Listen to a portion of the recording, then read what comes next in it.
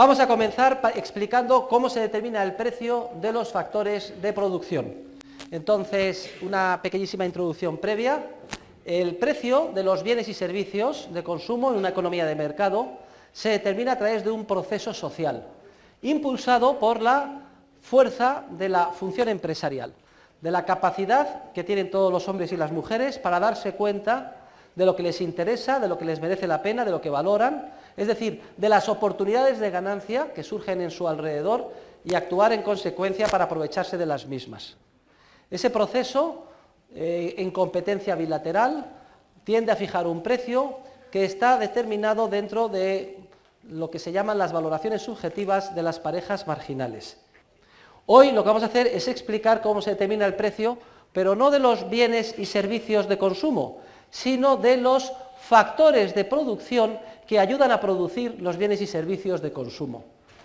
Lo que vamos a ver hoy es cómo se determina el precio de lo que Menger denominaba bienes económicos de orden superior, o factores de producción, que los definimos como aquellos que no satisfacen directamente necesidades humanas, por tanto no son bienes y servicios de consumo, sino que requieren la colaboración de otros factores de producción para que a lo largo de un proceso productivo que conlleva tiempo, terminan de una manera indirecta madurando en un bien de consumo. Entonces, son bienes de consumo, por ejemplo, pues una botella de agua mineral, la entrada de un cine, y son factores de producción la instalación fabril donde se llenan de agua las botellas de agua mineral, o la máquina de cine que se utiliza para grabar la película, o yendo más para atrás, el mineral de hierro que se extrae de la mina para darle tratamiento y convertirlo en acero, etcétera. Todas las etapas que hay previas antes de alcanzar el consumo final. Lo que vamos a ver hoy es cómo se determina el precio de los factores de producción, es decir, de esos bienes económicos que no satisfacen directamente necesidades humanas, no están en la etapa final del consumo, están en las etapas previas, pero que ayudan junto con otros, a lo largo de un proceso productivo que conlleva tiempo, a producir los bienes de consumo. La idea esencial es que es el precio de los bienes de consumo el que determina de manera indirecta y a través de un proceso empresarial muy complicado el precio de los factores de producción. Es decir, que si los ladrillos tienen precio y se paga precios por ellos en el mercado, y también el hierro, y también el alquiler de una instalación fabril, y también tiene precio un ordenador y programas de ordenador, y equipos de comunicaciones, y un tractor y una oruga, tienen precio no porque podamos comernos y nos satisfaga directamente necesidades esos factores de producción, tienen precio porque ayudan a producir en última instancia y después de un periodo de tiempo más o menos prolongado, bienes de consumo, léase el piso en el que vivimos, el coche que conducimos, etcétera, que sí que valoramos y por el que pagamos un precio alto. Luego, cuando vemos que el mineral de hierro, un ordenador, ladrillos tienen precio, es porque ayudan a producir bienes de consumo que valoramos y que tienen precios. O expresado de otra manera, los precios de los factores de producción surgen indirectamente y vienen determinados indirectamente del precio de los bienes de consumo. O como les he repetido en varias ocasiones en clase, y produce mucho escándalo, sobre todo aquellas personas que no son peritas en la materia, son los costes los que siguen a los precios y no al revés.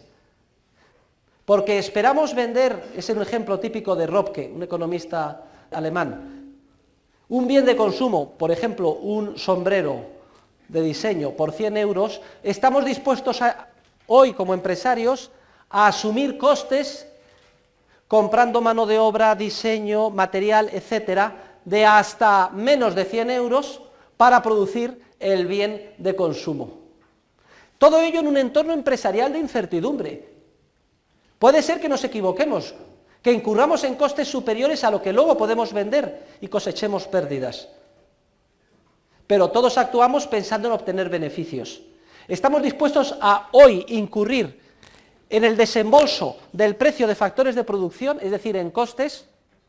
porque esperamos que mañana, cuando culmine el proceso productivo y se hayan materializado esos factores, se hayan convertido en bienes de consumo y servicios finales que ya pueden consumir los consumidores, seamos capaces de venderlos a un precio tal que nos permita recuperar todos los costes en los que hemos incurrido previamente y además nos deje el margen de beneficio empresarial puro más elevado posible.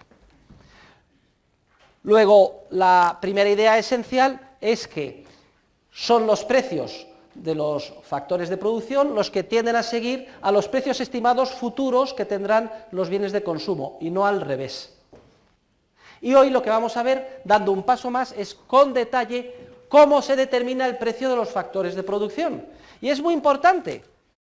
porque las etapas previas al consumo, recuerden ustedes nuestros esquemas triangulares que vimos en la teoría del capital, en el libro Dinero, Crédito Bancario y Ciclos Económicos, son las etapas desde el punto de vista de facturación, de esfuerzo productivo, de empleo de trabajadores, más numerosas e importantes de toda la economía. La inmensa mayoría de nosotros estamos desarrollando nuestro esfuerzo en esas etapas.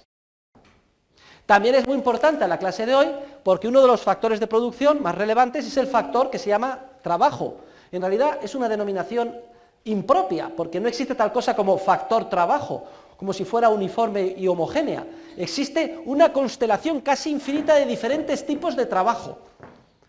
Trabajador especializado en la construcción de tal tipo, fresador, arquitecto, técnico, arquitecto, una infinidad. Y cada uno de ellos aporta